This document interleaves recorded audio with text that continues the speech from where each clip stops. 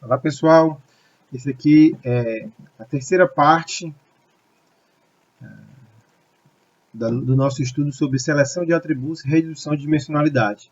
Nos vídeos passados nós vimos o problema da redução da maldição de dimensionalidade, né? Para que serve essa redução de dimensionalidade? Para evitar a maldição da dimensionalidade, né? Vimos uma visão geral de técnicas de seleção de atributos, né? E vimos três técnicas de seleção de atributos, né? Baseada em árvore de decisão, a Sequential Forward Selection e a Sequential Backward Selection. Né?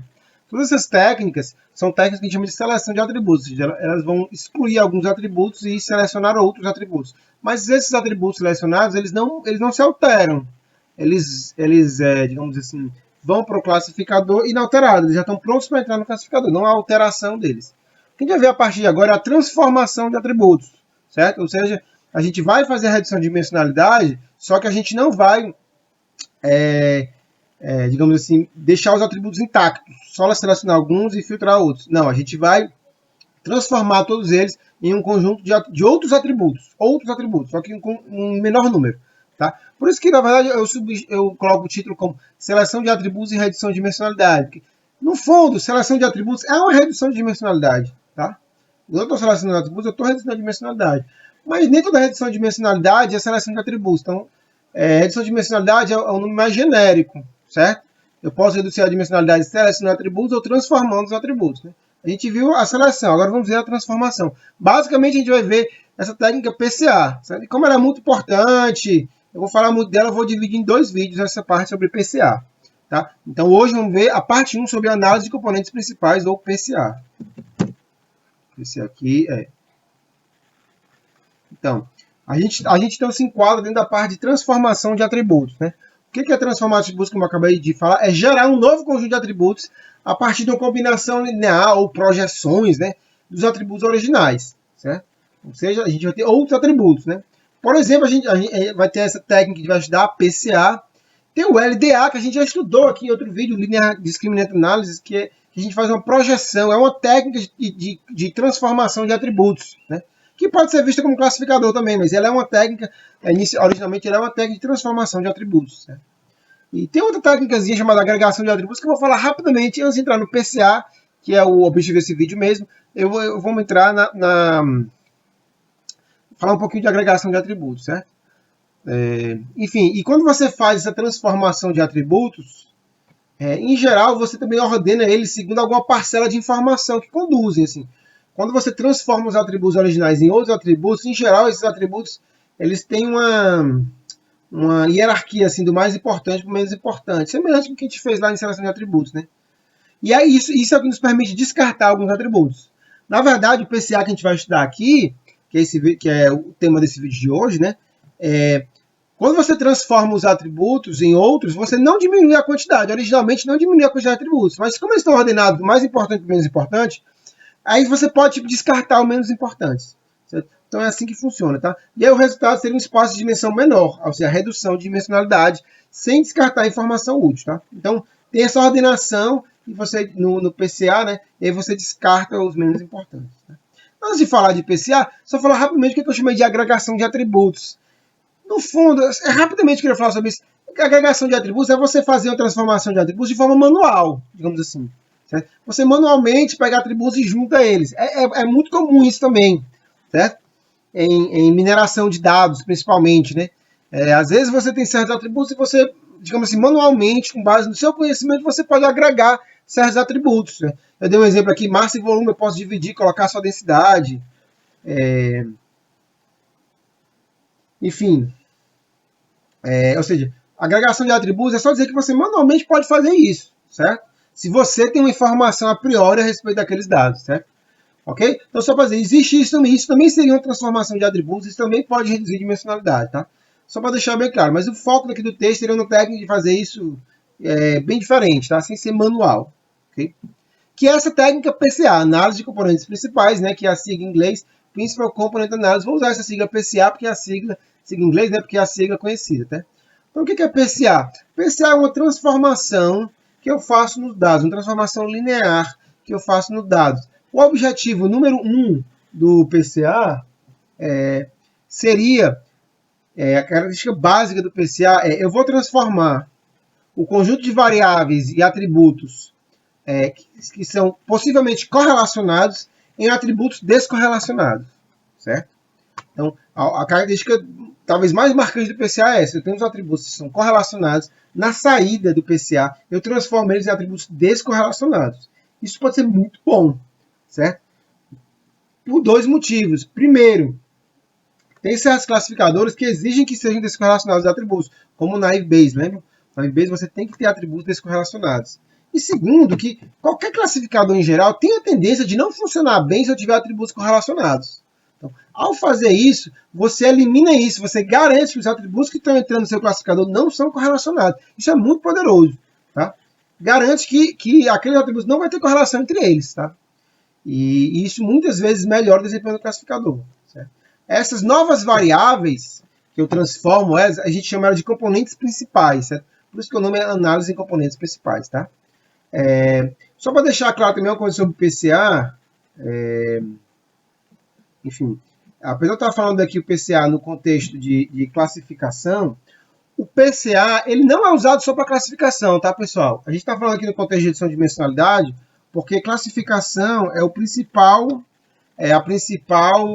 digamos assim, só o problema que a gente vê aqui na disciplina, né? A gente vai ver regressão e agrupamento, mas o PCA serve para muitas outras coisas. Então, quero deixar isso bem claro. O PCA não serve só para classificação, como etapa prévia à classificação.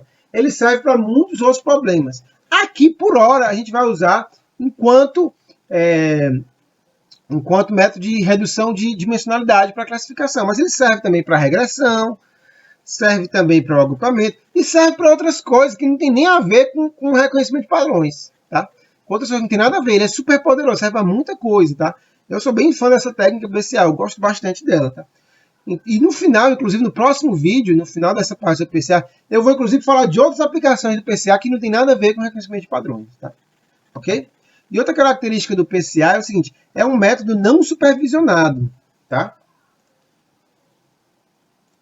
O que significa ser não supervisionado? Ele não leva em conta as classes, tá?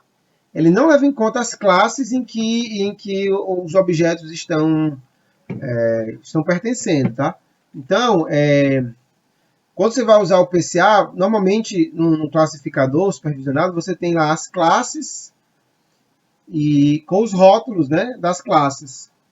E aí você usa as amostras com os respectivos rótulos, né? No caso do PCA, você não vai usar esses rótulos aí. Você vai só pegar os dados mesmo, as amostras. Você não vai usar. Ele é não supervisionado, tá? Certo? Professor, mas não supervisionado para usar em classificação a gente vai usar essa etapa não supervisionada e aí depois você aplica o classificador supervisionado mesmo, tá? Mas como eu falei, ela serve não apenas para classificação. Espera aí, deixa eu passar aqui. Opa! Eita, mexeu foi tudo aqui. Aqui. Tá? Então, outra característica do PCA, né, que esses atributos que ele gera são descorrelacionados, como eu falei, e a outra característica é que eles são ordenados segundo uma parcela de informação que conduzem. Vou explicar isso com calma, certo? Mas eu adianto logo que o PCA ele gera os novos atributos que são descorrelacionados e eles têm uma hierarquia, digamos assim, do atributo mais importante para o menos importante, certo? E é isso que permite descartar os atributos menos importantes e é isso que permite fazer redução de dimensionalidade. Ok? Como eu falei agora, tá? Ou seja, o resultado é que eu faço uma transformação dos atributos e eu tenho no final das contas um espaço de dimensão menor que o original, eu reduzi a dimensionalidade, sendo que esses atributos são ortogonais e eu descartei pouca informação, certo? Eu consigo diminuir descartando muito pouca informação que não é útil. Em geral, o PCA você descarta aquela informação que é redundante, que não traz muita informação, ok? Tá? E aí, como eu falei, PCA não é apenas usado para classificação, ele tem aplicação em diversas áreas, compressão de dados, imagens, áudios, redução de ruído, análise de fatores. Vou falar um pouco disso no final do próximo vídeo, tá? Por enquanto eu vou só dizer isso, tá? Só deixar bem claro que não é usado só para classificação. Também é usado para regressão e agrupamento, como a gente vai ver, mas para outras coisas também. Quando ele é usado em classificação, ele é muito usado em classificação, ele é usado dessa forma aqui, ó. Eu tenho os atributos, eu tenho o PCA e em seguida a classificação, tá? Ok? Uma coisa que eu esqueci de falar para vocês nos vídeos passados sobre seleção de atributos, redução de dimensionalidade, é que é o seguinte. Falta só fazer um pequeno parênteses assim. Tem algumas técnicas, certo?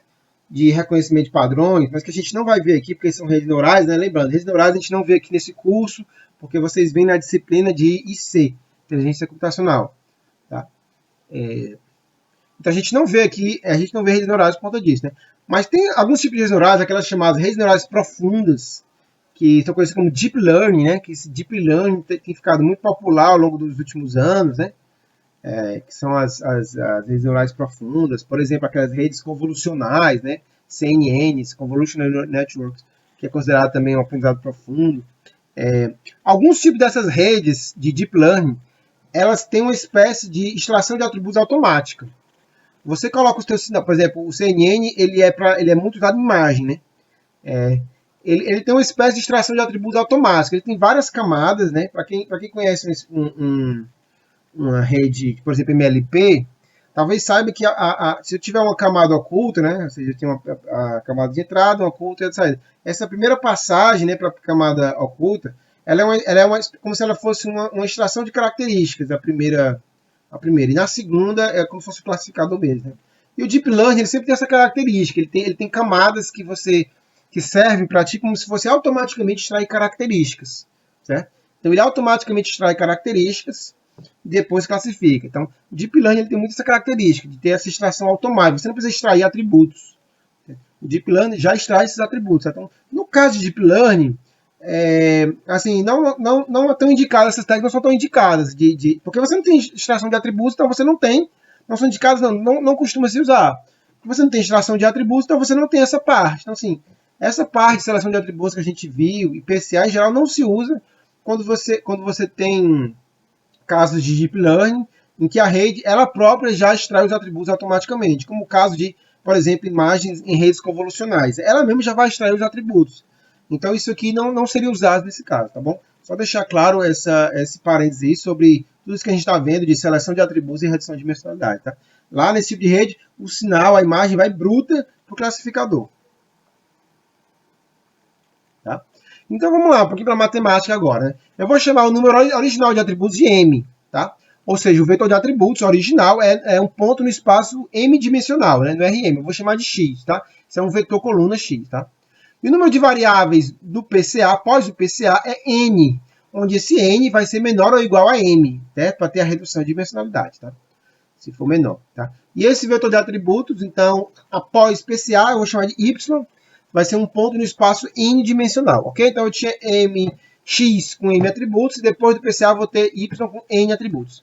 Então a gente vai ter. O que o PCA faz? Ele vai achar uma transformação do Rm para um Rn. Vai ser uma matriz, certo? M por N, tá? M por N M por N, tá? Uma matriz que vai transformar os dados do Rm para o Rn, tá? Ok? Ou a gente pode, agora que vocês já devem lembrar de LDA, vocês devem lembrar que projeção, a gente pode encarar isso como uma projeção, certo? Como se a gente fosse projetar os dados, tal como a gente fez lá no LDA. A gente pode encarar que o PCA projeta os dados, só que ele vai fazer aqui N projeções dos dados. Eu tenho vou dar um exemplo, vamos supor que esse M seja 3 e o N 2, eu vou projetar da terceira para a segunda dimensão. Eu vou fazer, na verdade, duas projeções. Eu vou projetar um ponto no espaço tridimensional para um escalar, e depois faço outra projeção do espaço tridimensional para um escalar. Eu tenho dois escalares, fica um espaço bidimensional, tá? E como vocês devem estar lembrados, se vocês acompanharam o vídeo sobre LDA, uma projeção, né, eu posso ver como produto interno entre W e um vetor X, assim, ó. Essa seria uma projeção, né? Tá? Ok? Que isso aqui é a mesma coisa que a norma de um vetor, né? Norma do W, só para relembrar um pouquinho, opa, W minúsculo. O caps lock tá ligado, né? Vezes aí a norma do X, o caps lock tá ligado, porque esse X está maiúsculo aqui. Vezes o cosseno do ângulo entre eles, sei lá, cosseno de θ, tá? Ok? Aí, se esse W aqui é unitário, fica só isso. Ó, tá? Você tem norma unitária. Tá? Que fica justamente a projeção. Projeção de X na direção de W. Projeção de X na direção proj, não, né? Proj. Certo? Estão lembrados disso? Ok? É assim que a gente faz uma projeção. Ou seja, isso aqui, esse coisinha aqui, ó. Deixa eu aumentar aqui um pouquinho. Esse aqui, coisinha, eu posso interpretar como sendo W transposto vezes X, vezes vetor X. Né? Estão lembrados? Ó? Produto interno, eu posso fazer dessa forma. Né? Desde que esse W seja de norma unitária. Tá? Ok? Então, tá aqui. Eu vou chamar de N vetores de projeção. Tá aqui, ó. N, W1, W2 até Wn, certo? E esses Ws devem ser de norma unitária. Certo? Ou seja, de norma igual a 1, como eu acabei de falar, tá? E eles devem ser ortogonais. Por que esses vetores de projeção têm que ser ortogonais? Eu vou mencionar daqui a pouco melhor isso, certo? Mas, grosso modo, eu quero que eles sejam ortogonais, porque se eu faço uma projeção, deixa eu abrir aqui, que não são ortogonais, eu estou tendo informação redundante, certo? Eu vou dar um exemplo aqui, ó. Vamos supor que eu tenho um espaço aqui. Sei lá, então um espaço aqui bidimensional. Aí eu tenho aqui um ponto, eu vou projetar ele nessa reta aqui, verde, ó, certo? Se eu quiser fazer uma outra projeção e eu projetar numa reta que não é paralela a essa, que não é perpendicular, desculpa, assim, ó, eu tenho muita redundância. Essas duas aqui vão trazer informações muito parecidas. Para ter uma informação não redundante, ele tem que ser uma projeção ortogonal, tá? Ok? Eu vou falar mais sobre isso depois, mas grosso modo é isso. Essas projeções que não forem ortogonais, elas vão trazer informação redundante, tá? Não projeto várias vezes no mesmo ponto, né? Como se fosse assim, tá? Então, esses vetores de projeção, certo? Que eu vou fazer a projeção, eles têm que ser módulo norma unitária e ortogonais, tá? Ok, eu junto todos eles na matriz, como eu tinha falado, né? Fica uma matriz, tá? Ó, eu junto todos esses caras aqui na matriz, né? Eles são N vetores de tamanho M, N vetores de tamanho M, tá?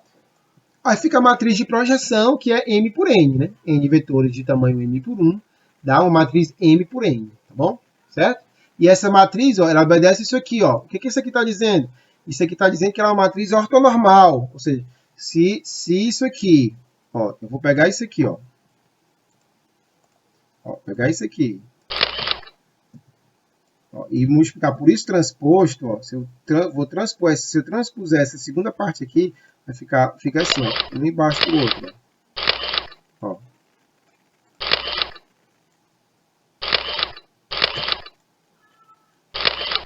Vou fazer o seguinte, vou trazer para cá para o pente. Ó, trazer para cá para o pente. Se eu pego isso aqui, ó, agora eu vou botar um embaixo do outro, agora o transposto dele, né? Tá aqui, ó.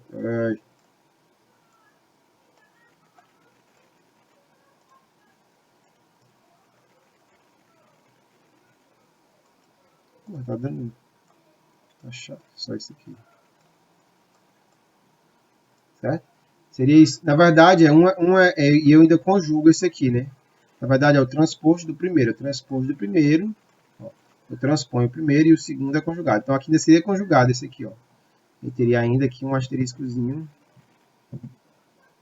de preto aqui. Ficou de outra cor, não. Vai ficar assim mesmo. Aqui.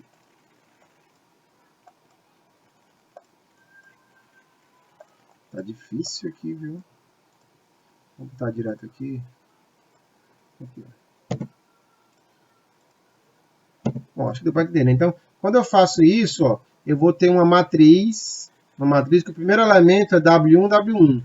É o produto interno, ó, fica o produto interno. Aqui fica transposto, e aqui fica transposto. Eu esqueci de botar aqui, ó. Aqui fica transposto, aqui fica transposto, aqui fica transposto. Então, seria esse primeiro transposto e o segundo conjugado. Ó. Primeiro transposto e o segundo conjugado. Então, no primeiro elemento dessa matriz aqui, vai ter uma matrizona aqui, vou botar assim, ó. Primeiro elemento, aqui, ó, vai ter o produto interno de W1 e W1. Então, fica 1, que ele tem norma unitária, fica a norma W1. Aí fica 1. Entendeu? Aí, nessa matriz, no segundo elemento, vai ser o produto interno entre 1 e o 2, que é 0. Aí, depois o produto interno dá 0. Então, vai ser uma matriz cheia de zeros aqui, ó. Aí, aqui, uma linha, né? Aí, aqui, vai ser o produto interno entre 2 e 1, que eles são ortogonais, dá 0. Aí entre o produto interno entre 2 e 2 dá 1, que é a norma. E assim vai. Então, nos elementos da diagonal principal, eu vou ter aqui, ó, eu vou ter o produto interno entre um vetor e ele próprio, que dá a norma unitária. Certo? Aí, no final das contas, vai dar a matriz de identidade. Certo? Porque fora da diagonal principal são os produtos internos, entre os vetores I e J, que eles são ortogonais da nulo, e na diagonal principal, o produto interno entre ele e ele próprio, da norma unitária, da 1. Então, isso aqui a gente chama de uma matriz unitária. É uma matriz que... Deixa eu tirar isso aqui.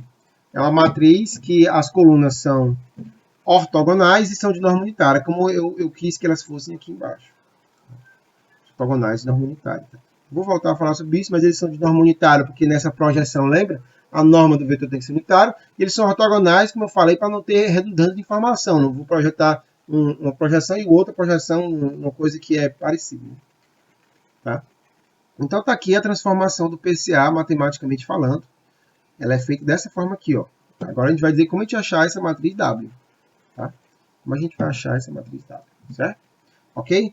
Se for transformação sem perda de informação, é porque o N é igual ao M. Se for com perda de informação com redução de dimensionalidade, é porque o N é menor do que o M. Tá? Mas basicamente a gente vai fazer essa aqui, uma multiplicação matricial. Tá? A gente vai achar esse W agora. Tá? Ok? Então, agora isso aqui, ó, seria para esse x e y, estou supondo que esse x e y é um vetor. X é um vetor, como eu falei, né? X é um vetor de atributos, y é um vetor de atributos após o PCA. Mas vamos juntar todas as amostras, né? Vamos juntar todas, aqui é para uma amostra. Vamos juntar todas as amostras. Tá? Aqui, ó, juntando todas as amostras, tem P amostras, ó. Aqui, ó, esse x aqui seria agora, em vez de ser um vetor M por 1, é uma matriz M por P, porque eu juntei todas as amostras nessa matriz e todas as amostras na saída pós-PCA nessa matriz. Então, X vira uma matriz, M por P, onde M é o número de atributos antes do PCA e P o número de amostras, e N é o número de atributos pós-PCA, o número de componentes principais, que eu vou ficar para mim, e P é o número de amostra. Então, essa equação aqui se transforma nessa. Tá? Só fiz adicionar, juntar todas as amostras possíveis. Ok, pessoal? Aqui. Tá? Então, quais as características que eu quero pensar? Eu fiz um resumão de quais as características que eu quero que esse W, para a nossa classificação. Tá? Primeiro, eu falei, esse W deve ser ortonormal. Isso aqui foi o que eu falei, né? O que é ortonormal é as normas de cada um desses Ws aqui tem que ser unitária, porque se eu for fazer uma projeção, essa norma tem que ser unitária, certo? E eu quero que eles sejam ortogonais por aquilo que eu falei, né? Eu vou fazer várias projeções. Se eu projeto em direções que não são ortogonais, eu tenho redundância de informação. Tá? A outra motivo pelo qual eu quero que isso aqui seja de norma unitária, na verdade, nem precisava ser de norma unitária. Na verdade, nem precisava, mas assim, eu não quero mudar a energia do sinal. Certo? Quando eu faço um produto interno com norma unitária, eu não estou modificando a energia do sinal, seria mais ou menos isso. Essa matriz aqui de norma unitária, ela não vai aumentar nem diminuir a energia, seria mais ou menos isso. Tá?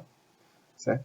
Ó, eu quero gerar dados descorrelacionados. Certo? Então, as duas características do W devem ser ortonormal, ou seja, os vetores de projeção W1 até Wn devem ser ortogonais de norma unitária. E B, eu quero gerar dados descorrelacionados. O Y seja descorrelacionado.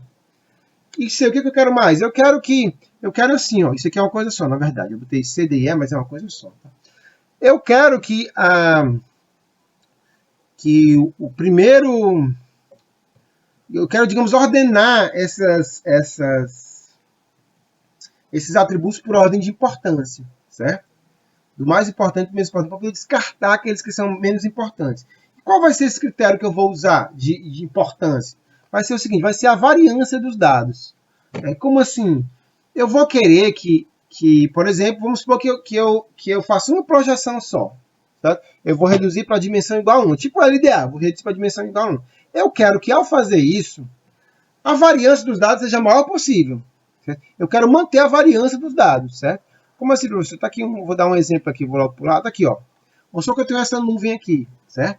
De dados, 2 dimensões. Eu quero diminuir para 1 dimensão. Tá? Dá para ver aqui que eu quero projetar esses dados ao longo de uma reta, né? Então, e o critério que eu vou usar, que, assim, de importância, é a variância. Eu quero que esses dados tenham a maior variância possível, tá? Então, aqui no caso, você está vendo assim, que esses dados, a maior variância dele, ó, ele está mais ou menos como está indicado aí, né? Mas a maior variância está ao longo dessa direção aqui, ó. Dá para ver, né?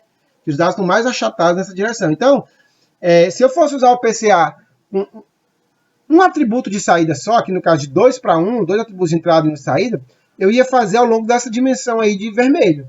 Porque é ela que vai manter a máxima variância dos dados. Entendeu? Então, o PCA ele usa esse critério para ordenar os atributos do melhor para o pior. Eu quero um atributo que mantenha a maior variância dos dados. Porque aí no final eu vou descartar aqueles atributos que têm pouca variância. Ao descartá-los, variância é mesmo que energia, né? Mesmo que potência, na verdade. Então, eu vou estar descartando uma pequena energia, quase nada. Vai ser desprezível. Entendeu? É como se fosse a energia dos dados. Então, eu vou estar descartando, como se eu estivesse descartando quase nada de energia. Tá? Então, eu imponho, o mesmo requisito é esse. A maior variância por qualquer projeção dos dados fica ao longo da primeira coordenada. Ou seja, a primeira projeção que eu vou fazer é tal que eu projetando, é a direção tal que se eu projetar nela, esses dados projetados têm a maior variância possível. Esse é o primeiro componente, a primeira componente, a componente principal. Então, repito, eu vou deixa eu ver se eu tenho outro gráfico aqui, tá aqui, ó, esse aqui, ó, por exemplo, esse aqui seria mais ou menos assim também, ó, parecido, né? Dá para ver, intuitivamente falando, né? Eu tenho até no final aqui, ó. Tá aqui, ó, essa de preto, tá? Ou seja, eu quero que a primeira projeção que eu vou fazer seja aquela que, dentre todos os possíveis sinais projetados, seja que tem a maior variância, certo? Eu vou ter a maior variância. E a segunda componente vai ser o quê? Ora, a segunda componente vai ser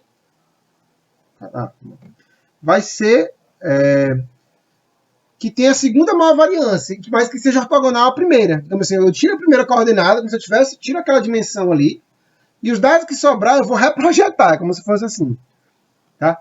E eu quero a maior variância. Na verdade, a segunda componente eu vou procurar em todas as possíveis projeções ortogonais à primeira, aquela que me dá a maior variância. É porque aqui está bidimensional, a gente não consegue enxergar, porque no momento em que eu fixei, eu só tenho uma direção ortogonal. Agora lá só tem uma ortogonal, não tem mais de uma ortogonal. Se você tem algum exemplo 3D aqui, não, eu tenho no MATLAB, vou mostrar para vocês no MATLAB, mas aqui é 2D. Tá aqui, ó. Imagina aqui que você projetou numa certa direção. Não, vou voltar aqui. Imagina que esse caso aqui, ó, pessoal, é tridimensional. Tem uma terceira dimensão saindo aqui da tela, tá? Mas que essa terceira dimensão, os dados quase não variam nessa terceira dimensão que está saindo da tela, saindo, apontando para você, certo? Quase não variam. Então, quando eu escolho a primeira componente, que é essa aqui, ó, de vermelho, que é a que dá a maior variação, a segunda componente vai ser, eu vou pegar um plano perpendicular a essa reta vermelha, o plano, tá vendo aqui o plano assim, ó, o plano vai ser assim, ó, um plano nessa direção aqui, perpendicular a essa reta vermelha, e eu vou dentro desse plano, que são os pontos que são ortogonais à reta vermelha, eu vou procurar qual a direção que, se eu projetar os dados, a variância é a maior possível. Então, resumindo, eu vou fazer várias projeções e eu quero sempre que a variância dos dados projetados seja a maior possível. Então, se eu tiver um espaço de 3 dimensões e eu quero diminuir para uma dimensão, eu vou procurar a reta que os dados projetados nessa reta tenham a maior dimensão possível. Certo? Se eu quero projetar do espaço de dimensão 3 para o espaço de dimensão 2, eu quero projetar esses dados num plano, certo? Eu vou projetar do 3 para o 2, eu vou projetar num plano, certo?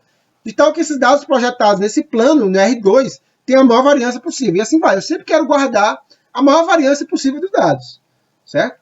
Se for uma componente, eu estou projetando numa linha, que eu quero que os dados projetados nessa linha sejam a maior variância possível. Aí, se eu quiser duas componentes principais, eu vou projetar num plano, e eu quero que esses dados projetados no plano tenham a maior variância possível. Se eu tenho, sei lá, 10 componentes de entrada, 10 atributos de entrada e 3 de saída, eu vou projetar do espaço R10 para o espaço R3, e eu quero que nesse espaço R3 projetado, a variância seja a maior possível, e assim vai.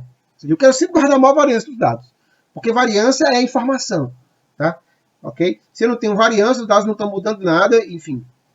E esse é o critério que o PCA usa, tá? Ok?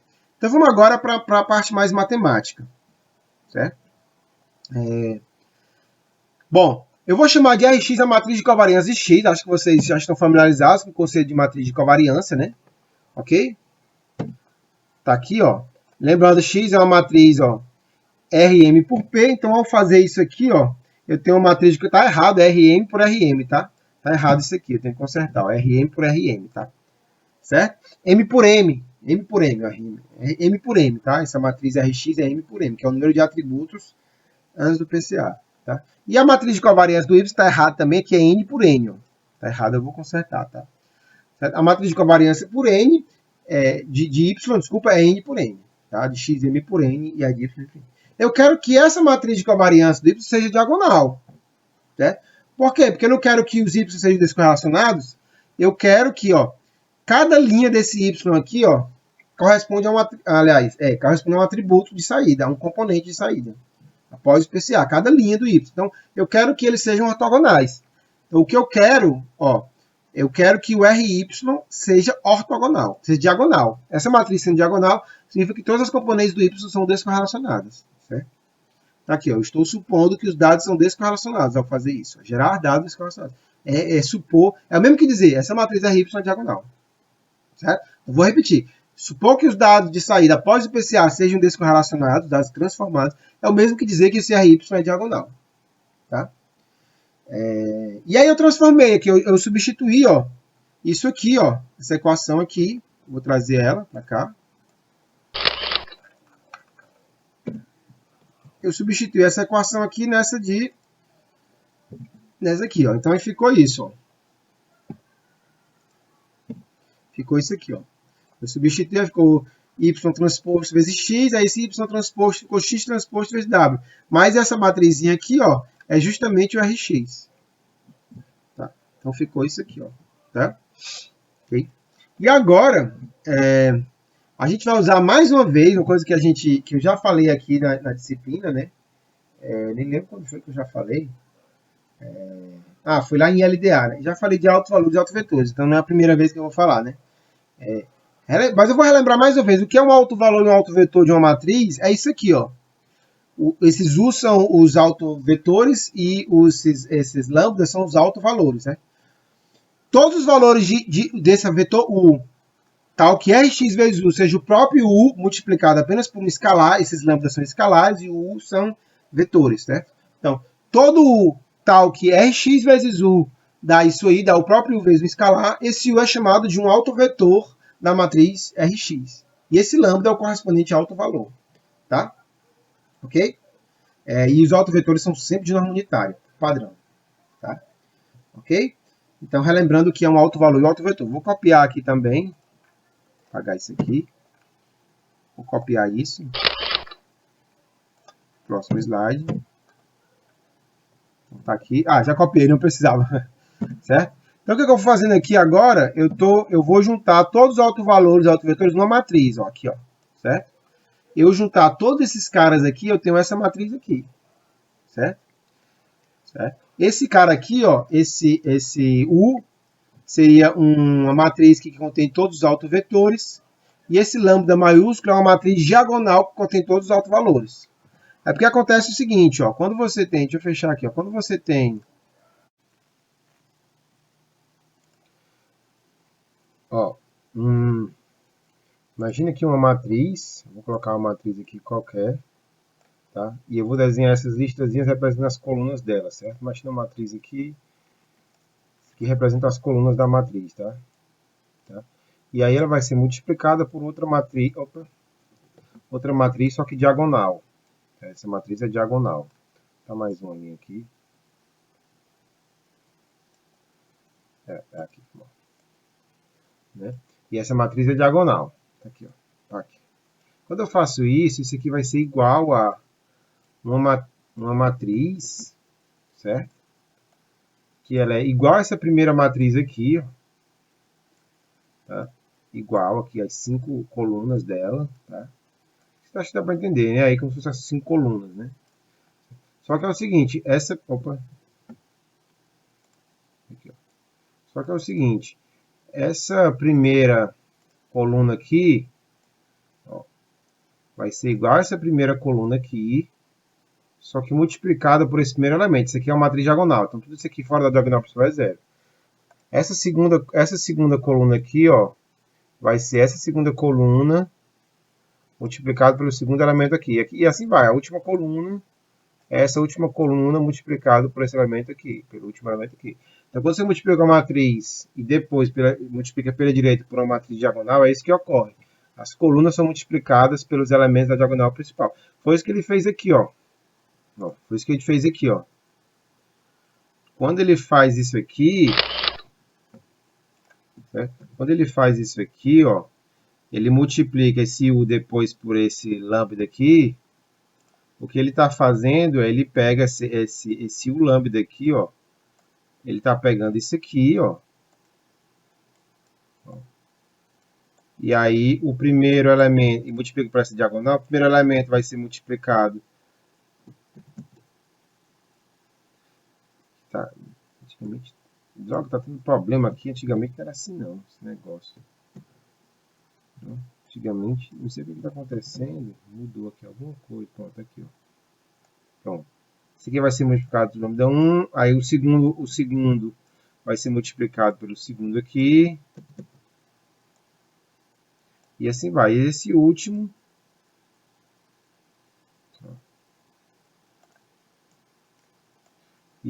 vai ser multiplicado pelo último aqui. Tá? Então é isso que está acontecendo. Está acontecendo isso. Essa multiplicação aqui, ó. Multiplicação aqui é isso. Cada autovetor vai ser multiplicado pelo corrente de alto valor. Que é exatamente o que está aqui, ó. Que é exatamente isso aqui, ó. Quando eu conecto todo mundo aqui numa só equação, esse U vezes lambda por essa matriz diagonal dá isso aqui, ó. Cada um fica multiplicado pelo seu respectivo, cada autovetor multiplicado pelo seu respectivo alto valor. Tá?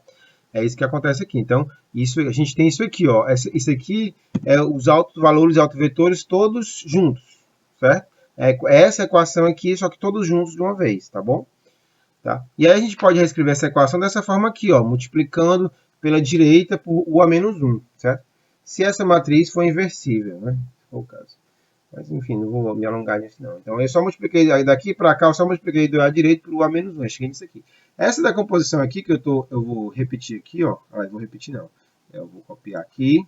Essa equação aqui é chamada decomposição em autovalores e autovetores. Certo? Estou decompondo a minha matriz numa matriz de autovetores, desculpa, é uma diagonal com os autovalores, e a inversa dessas matrizes com os autovetores. É chamada Eigendecomposition em inglês, né? Que é a decomposição em autovalores e autovetores. Acho que vem do alemão esse nome. Enfim. Aí tem uma propriedadezinha, que eu também não quero me alongar muito nisso, mas se a matriz for simétrica, certo? Se essa Rx for simétrica, e no caso aqui, Rx é uma matriz de covariância, não sei se vocês lembram, mas toda matriz de covariância é simétrica, né? Um ponto aqui em cima da diagonal principal vai ser a correlação entre I e J, e o JI vai ser a covariância entre J e I, que é igual, né? A covariância entre J e JI é igual. Tá? Então, tem uma propriedade que quando a matriz é simétrica, os autovetores eles são ortogonais. Em resumo, quando ela é simétrica, isso aqui ocorre, os autovetores são ortogonais. Certo? Os autovetores são ortogonais e isso aqui ocorre. Essa matriz, a inversa dessa matriz é igual à transposta. Isso é uma propriedade que só vale se essa matriz Rx é simétrica. Mas como ela é uma matriz de covariância, beleza, ocorre. A propriedade diz que, talvez vocês tentarem relembrar lá de álgebra linear, provavelmente vocês viram essa propriedade. Se a matriz é simétrica, os autovetores eles são ortogonais uns aos outros, certo? E se os autovetores são ortogonais, então essa propriedade aqui, ó, ela vale, certo? Essa propriedade aqui, ó. Significa que enfim, na verdade aqui era para ter um hermitiano, não sei porque que não tem, tá? Eu vou corrigir isso, pessoal. Aqui é para ter um hermitiano, ó. A inversa é igual ao conjugado, tá? O hermitiano, desculpa, tá? Ou seja, isso aqui, ó, a inversa é igual ao conjugar transpor, que chama de hermitiano, você conjuga e transpõe, tá? Como está escrito aqui, ó, você conjuga e transpõe, né? Tá bom? Então, aqui é para ter um hermitiano, bem aqui assim, tá? Ó, então, significa que, para o caso específico de uma... Onde é que eu quero chegar? Eu quero chegar aqui, ó, nessa equação aqui. Essa equação aqui, que é a decomposição em autovalores e autovetores genérica, certo? Para o caso específico, deixar bem claro o que eu vou falar, certo? Ó, essa aqui é a decomposição em autovalores de autovetores genérica, para qualquer matriz. U contém os autovetores e lambda é diagonal com os autovalores. Para o caso específico de ser uma matriz transposta, simétrica, Rx é simétrica, esse U a menos 1 se torna o U hermitiano. Vou colocar o hermitiano aqui, tá? Especificamente, ela se torna igual ao seu hermitiano, tá? Ok? Tá? Então, essa aqui é a decomposição de altos valores e altos vetores para o caso particular de uma matriz simétrica. Então, essa aqui é a genérica, alto valor de alto vetores genérico, uma matriz qualquer, e essa aqui é alto valor de alto vetores para o caso particular de uma matriz simétrica. E para uma matriz simétrica, a inversa é igual à hermitiana, certo? Que é transpor e conjugar. Tá? Que eu vou ajeitar esse transpor e substituir por hermitiano, que é um Hzinho, que é transpor e conjugar. Tá bom? Ou seja, agora, olha aqui, eu vou substituir essa equação aqui nessa, ó. Nessa aqui, ó. Tá? Vou substituir nessa. Eu vou copiar aqui ela. Ó, vou substituir nela, ó. Nessa última parte aqui, ó. Tá? Então, eu vou substituir, ó. Se eu for substituir, e eu vou fazer o seguinte, eu vou fazer justamente com que a matriz de transformação do PCA seja essa matriz U. A matriz de transformação do PCA vai ser essa matriz com os autovetores. Por quê? Porque se eu substituir, ó, eu vou substituir W por U, vai ficar U aqui. Repito, aqui no slide, já eu devo ter corrigido, vocês já vão ver um H no lugar desse T, certo? Então, vocês já devem estar em casa vendo um H no lugar desse T aqui, tá? Então, ficaria, ó, vou substituir esse W por H, vou fazer que a W, vamos lembrar, W é a matriz do PCA, de transformação do PCA. E U é de alto valor dos autovetores, eu vou fazer elas serem iguais. Certo? Vou fazer que eu vou escolher como matriz de transformação do PCA essa matriz de autovalores e autovetores. Então, vai ficar aqui, eu vou substituir o Rx por isso. Ó, isso aqui está aqui o Rx. Ó. Deixa eu substituir aqui pelo coisinha. Está aqui o Rx, ó, aqui que eu substituí. E esse U era o W, eu substituí por U. Ó. Então, pronto. Mas isso aqui vai dar identidade. E isso aqui dá identidade também. Ó, tá? Aqui de cima. Ó, certo? Que eu vou ajeitar isso, né? Enfim, mas isso aqui dá identidade. Tá? Repito, eu vou ajeitar essa equaçãozinha aqui. Então, isso aqui dá identidade. Esses dois produtos aqui, esses retângulos vermelhos, dá igual a identidade. Ou seja, dá isso aqui. Ou seja, eu tenho uma matriz diagonal como eu queria. Aqui, ó, a matriz, o objetivo era RYC diagonal. Então, é o que eu queria. Então, o que o PCA faz? Ele escolhe como matriz de transformação a matriz U que contém os autovetores. E aí, dessa forma, a matriz Y vai ser diagonal. Ela vai ser diagonal, ou seja, significa que eu estou ortogonalizando as componentes pós-PCA, o do Y, né? Então, tá aqui, ó. A equação acima mostra que os dados transformados são ortogonais, ou seja, por quê? Porque a matriz de correlação do Y está diagonal. Então, os dados do Y são ortogonais, tá? São descorrelacionados. Ortogonais quer dizer descorrelacionado, a mesma coisa, tá, pessoal? Ó, ver característica B, que era isso aqui que eu queria que ela tivesse, ó. Eu queria que ela tivesse essa característica aqui, ó, B, gerar dados descorrelacionados, certo? Aí vamos lá agora, eu vou comparar aquela equação com todos os requisitos que eu queria que tivesse esses três requisitos aqui, lembra? Esse aqui é um só, né? C, D e E é uma coisa só. Então, o B, beleza, eu sei que aconteceu, os dados estão descorrelacionados porque a matriz de covariância deu diagonal. Deixa eu apagar aqui. Matriz de covariância diagonal. Aí, as variâncias estão ordenadas. O iésimo alto valor corresponde à variância da iésima variável transformada. Ou seja, quando eu faço uma transformação em alto valores e alto vetores, vocês vão usar no MATLAB, eu já mencionei isso para vocês, normalmente ele já te ordena do maior para o menor ou do menor para o maior. Ou seja, significa que essas variáveis transformadas, elas já estão ordenadas de acordo da menor variância ou maior variância. Certo? Aqui é uma das coisas que a gente quer, que elas estejam ordenadas, da menor para mais importante. Certo? Mas, ó, o que mais? A gente pode demonstrar, isso eu não vou fazer, tá? Eu acho que eu já estou, enfim, já estou entrando em matemática demais com vocês, mas a gente demonstra isso aqui, ó. Demonstra que a projeção na direção do primeiro autovetor é aquela que fornece a maior variância e assim por diante. Ou seja, demonstra-se que essa propriedade aqui, ela é verificada. Opa, desculpa. Essa propriedade aqui, essas três são verificadas quando eu uso que o W, a matriz de W de transformação, seja igual à matriz de autovetores. Certo?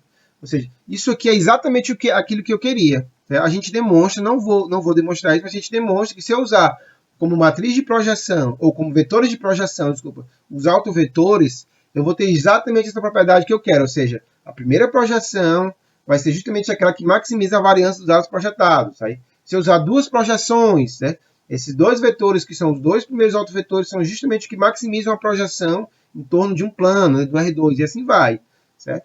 Ou seja, pode-se demonstrar que escolher os autovetores como vetor de projeção, eu vou estar sempre maximizando a variância, tá? Que é o que essas propriedades C, D e E querem. Tá? E por fim, essa transformação é ortonormal. Certo? Aqui, ó, ela é ortonormal como está aqui. Ó.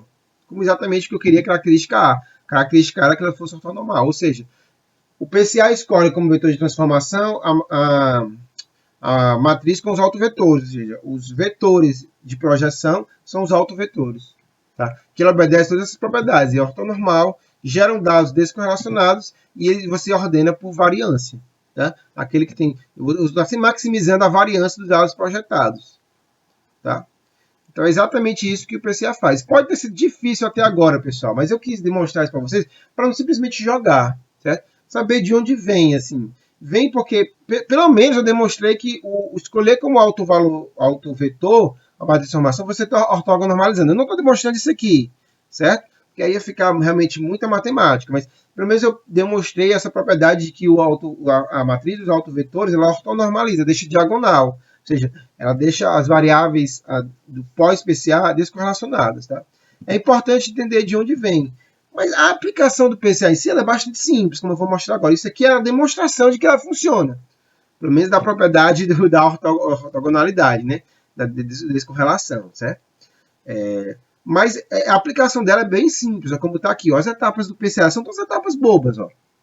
Primeiro, você vai subtrair a média de cada variável. Tem esse detalhe aqui que eu não falei, certo? O PCA você aplica nos dados de média nula. Tanto é que eu não estou usando a matriz com a variância, eu botei foi correlação aqui. Ó, tá? A gente no PCA tem sempre que supor inicialmente que os dados são de média nula. Tá? Então no PCA, você para cada variável, para cada atributo, atributo por atributo, você vai deixar de média nula. Tá? Então é uma coisa que eu tinha esquecido de falar, mas você tem que ter a média nula. Tá? Você vê aqui ó, que eu supus ó, que não, se fosse matriz de covariância mesmo, tinha que ser x menos a média, né? E não botei a média, que estou supondo média nula. Tá? Então, o primeiro passo é você vai subtrair a média de cada atributo. Todos os atributos vão ter média nula. Aí você calcula a matriz de covariância, certo? Que é do x, né? Que é esse Rx aqui, tá? Esse Rx. Tá? Aí, pronto, calculei o Rx, eu calculo os autovalores e autovetores do Rx, tá? Isso aí é fácil, qualquer software de numérico, assim, de matemática tem, todos têm, certo? É um dos problemas mais antigos que existe, tá? Certo? Aí você ordena os autovetores, normalmente já está ordenado. Eu coloquei esse 4 aqui só para deixar claro, mas normalmente quando você calcula no MATLAB, por exemplo, Scilab, já está ordenado. Ou Scilab, né? Já está ordenado. Eu coloquei aqui só para deixar claro, se der algum problema você verificar, mas quando você calcula, normalmente já são calculados de forma ordenada. Aí você pega, vamos supor que você queira N componentes, você tinha M, quer passar para ter N, né? Você tinha N atributos e quer M atributos e quer ter N agora. Então você vai pegar os N maiores componentes. Você vai descartar os M menos N menores, autovalores. Certo? Essa aqui provavelmente vai ter M autovalores e M autovetores. Matriz M por N, normalmente ela vai ter M autovalores e M autovetores. Então, você vai descartar os M menos N menores e vai pegar só os N maiores. Entendeu? Você descarta a partir do autovalor. O autovalor que vai dizer se aquela componente é importante ou não. Se o autovalor for pequeno, aquela componente é fraca. É a variância da componente, o autovalor. Certo? Lembra, é a matriz de covariância. Ó. O autovalor é a matriz de covariância das componentes Y. Se o autovalor é pequeno, é porque aquela componente é muito pequenininha, tem uma variância pequena, não tem energia pequena, não importa muito. Então você vai descartar os M menos N menores variâncias, menores autovalores, e pega só os N maiores. Tá? E aí você faz com que os vetores de projeção seja isso. Pronto. E aí você mapeia os dados para o novo espaço fazendo isso. Entendeu? Então aqui eu fiz din por din, mas são tudo coisa simples. Ó. Subtraio, eu calculo a matriz de covariância. Esse aqui é simplesmente calcular os autovalores dos autovetores, né? E ordenar. Geralmente já vem assim. E eu descarto alguns autovetores que eu não queira e pego só os N maiores, tá? E aí eu faço com que o vetor de projeção seja os autovetores. Tá? E aí eu faço transformação que nem essa última equação. Tá? Eu vou colocar aqui um exemplo gráfico para terminar esse vídeo. Tá? E aí no próximo vídeo eu vou falar outras coisas a respeito do PCA. Aí como eu falei, o maior autovetor passa pela direção de máxima variância dos dados e assim por diante. Então aqui você vê claramente que a maior direção aqui desses dados estão variando muito nessa direção aqui, ó, dessa setinha aqui, ó. Aqui é a direção que mais varia, né? E essa é justamente a direção do maior autovetor. Vai dar justamente isso aqui, tá? E assim por diante. A segunda, porque aqui só tem duas direções, né? Mas se fosse no espaço de 3 dimensões, o segundo maior autovetor apontaria na direção da segunda maior variação dos dados, e assim vai, tá? Aqui é um exemplo para mostrar como é simples. Ó. Eu tenho esses dados aqui, certo? Eu tiro a média, subtraio a média. Ó, boto aqui, não é Z-score. Cuidado, aquele Z-score, lembra? Z-score é quando você, não sei se você lembra lá do começo, você retira a média e normaliza. Para cada atributo, você retiraria a média e normalizaria o desvio padrão daquele atributo. Não é isso que a gente vai fazer aqui, tá? Não é o Z-score, é só tirar a média. Tá? É só tirar a média, porque naquele espaço a média precisa ter média, tá? Então aqui eu tenho dois atributos, eu só tiro a média dos atributos, ó, tirei. Você vê que aqui, ó, eles antes estavam centrados, ó, eles estavam centrados aqui, ó, aqui mais ou menos aqui, não era 0, 0, ó, 2 e 1,5, 2. Agora ele está centrado na origem, ó, no 0, 0. Então eu tirei a média. Ele tem que estar centrado no 0, 0. Você vê que são dados correlacionados aqui, ó, porque tem uma inclinação, ó. Como essa nuvem está inclinada, lembra que eu falei isso no scatterplot, no gasto de diversão? Se a nuvem está inclinada, é porque existe correlação. Aí ele calcula a matriz de covariância, nesse caso vai ser 2 por 2, certo? Porque são dois atributos, nesse meu exemplo aqui simplesinho. Ó. Então tá aqui, ó. De fato, existe uma correlação razoável entre as duas variáveis. Ó. Aqui, ó. Certo? Bem grande a correlação, né? Tá? Ok? Porque é quase igual à variância do primeiro, tá? Então, eu calculo os autovalores e autovetores. Está aqui, ó, os autovetores são esses dois. Aqui, e aqui são os autovalores. Então, você vê que esse aqui é o maior, no caso aqui está em ordem crescente. Esse aqui é o maior autovalor. Então, esse aqui é o autovetor correspondente ao maior autovalor. Se eu quiser pegar as duas componentes, se eu não quiser fazer redução de dimensionalidade, só ortogonalizar, eu pegaria essas duas novas componentes com essas duas projeções. Se eu quiser diminuir a dimensão para 1, eu vou pegar só o maior autovalor. Tá? Esse autovalor é bem maior que esse, ó, tá vendo? Então o que significa eu ter um autovalor bem maior do que esse? Esse autovalor é quase nulo. Significa que aqueles dados podem aproximadamente ser considerados unidimensionais. Ó. Você aproximadamente considera que esses aqui estão numa reta. Como se fosse isso. Tá? Ó, tá aqui, ó. Então, eu vou botar o exemplo aqui, ó. Tá aqui, ó. Eu vou ordenar, aquele passo de ordenação, estou botando aqui, aí daqui para cá só estava em crescente, agora está decrescente. Só isso. No passo 5, ó, eu tenho duas opções. Eu uso todos os autovalores, eu pego essas duas aqui, ó, dois vetores, eu pego só um. Nesse caso, eu descarto o autovalor menos significante, reduzindo a dimensionalidade para 1, de 2 para 1. Certo? Aqui, ó, tá aqui, ó. E o passo 6, eu faço com que esses dois vetores aqui sejam os vetores de transformação, de projeção. Aí você vê que esse maior autovetor aqui, ó, ele passa justamente pela máxima variação dos dados. Ó, esse de preto, essa reta de preto aqui. E essa de azul não está ortogonal aqui, era para estar 90 graus. Não está porque esse aqui não está em escala. Ó, menos 2 a 2, aqui está menos 2,5 a 2,5. Então esse gráfico não está como era para estar em escala, tá? Então por isso que parece que não está ortogonal aqui. Certo? Por isso que não está ortogonal nessa figura, não está 90 graus. Mas se eu colocasse em escala, ele estaria 90 graus, tá? Certo? Então você vê que essa aqui vai ser a projeção, a primeira projeção é no preto, se eu quiser a segunda projeção, eu projeto no azul. Tá? Certo? Então, assim, se eu escolhesse só um autovalor, ou seja, um autovetor, reduzindo para a dimensão de 1, é como se eu estivesse projetando os dados nessa reta. Eu estou aproximando esses dados como se eles fossem unidimensionais. Eu digo, não, esses dados agora vão ser unidimensionais, vão ser só agora nessa reta aqui. Vou pegar só a projeção deles nessa reta. E aí eles viram unidimensionais, porque eles estão todos numa reta.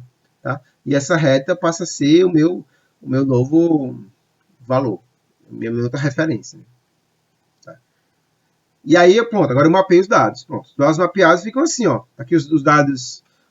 E aí os dados sem a média, né? Tá. Os dados sem média em vermelho e o preto agora. Só que aqui esse preto foi usando as duas componentes, sem redução. Aqui, o preto aqui em relação ao vermelho, eu só deixei desse correlacionado, certo? Mas eu não fiz redução de dimensionalidade. Se eu fizesse redução de dimensionalidade, eu ia pegar esses pretos aqui, esses pretos iam estar todos eles, ó, projetados nessa aqui, ó. Eu ia projetar todos esses dados nessa reta aqui vermelha.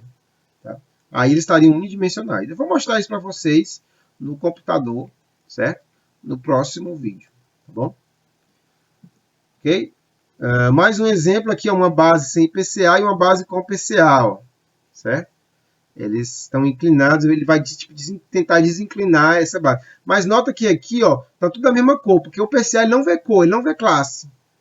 O PCA não vê classe. Para uma classe, ó, ele olha para essas, ó, nesse caso aqui, ele olha para essas classes aqui, azul, essa classe 1, 2, 3, né? Vermelho, verde e azul, para ele é uma coisa só, é uma cor só.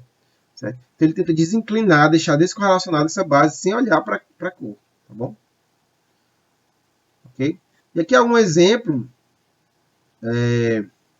Aqui é um exemplo dessa base íris com classificador. Ó, ele, sem PCA, ele conseguiu contando um classificador, não sei qual foi, o KNN, tá aqui. Ó, o KNN, um pequeno testezinho KNN, classificador KNN, sem PCA conseguiu isso aqui, ó.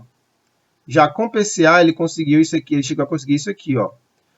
Ou seja, nesse caso aqui é o caso em que o PCA não melhorou, certo? Não melhorou, mas eu consegui reduzir pela metade o número de atributos com praticamente a mesma taxa de erro. Então esse aqui é um exemplo onde o PCA consegue praticamente a mesma taxa de acerto, só que com uma complexidade menor. Tá? Ele não conseguiu uma melhoria no desempenho do classificador. Esse aqui é um exemplo que eu peguei, tá, na internet. Certo? Essa base é bem conhecida. Ele não conseguiu uma redução, uma melhoria da taxa de acerto, porque tem muito pouco também. 4 atributos é muito pouco. O PCA começa a ser bem relevante mesmo quando tem muito atributo, tá? Quando tem muito atributo, o PCA passa... aquela maldição de dimensionalidade, ela é relevante mesmo quando você tem muito atributo. Aí vocês conseguem melhorar o desempenho com o PCA.